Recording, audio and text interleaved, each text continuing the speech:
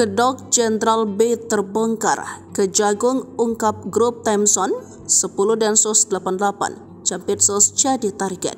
Meski sempat memilih diam, Kejaksaan Agung akhirnya bongkar Kedok Jenderal B dan diduga pengerahan anggota Densus 88 yang menguntit Jampitsus Febri Ardiansyah. Kejagung mengatakan penguntitan terhadap Febri itu terjadi di sebuah restoran Prancis di kawasan Cipete, Jakarta Selatan pada Minggu 19 Mei 2024 malam. Total ada 2 anggota Densus 88 yang menguntit, namun satunya tertangkap.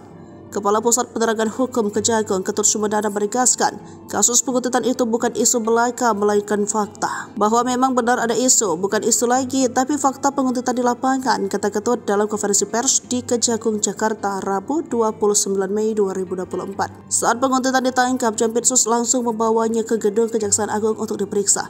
Dari sana terungkap, orang yang menguntit Febri merupakan anggota Densus 88. Menurut Ketut, para penguntit itu terdiri dari 10 orang. Seluruhnya merupakan oknum anggota Densus 88 anti teror Polri dari berbagai daerah. Hal ini terungkap dari pengakuan Bribda IM dalam berita acara pemeriksaan. Ada anggota lain di dalam, yakni Bribtu AR, Bribtu IR, Bribtu BA, Bribtu AG, Bribtu FA, Bribtu JA, Brigadir I, lalu Bribtu DN, dan TN. Mereka semua disebut-sebut tergabung di grup WhatsApp yang diberi nama The Timezone. Apakah tujuan dibuat grup WA Timezone?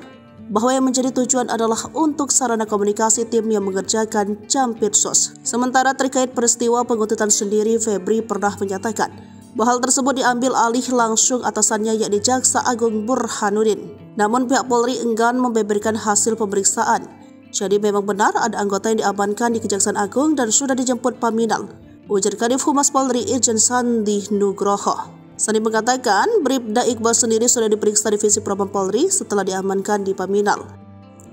Dari hasil pemeriksaan, Sandi memastikan tidak ada masalah yang dilakukan anggota Densus tersebut.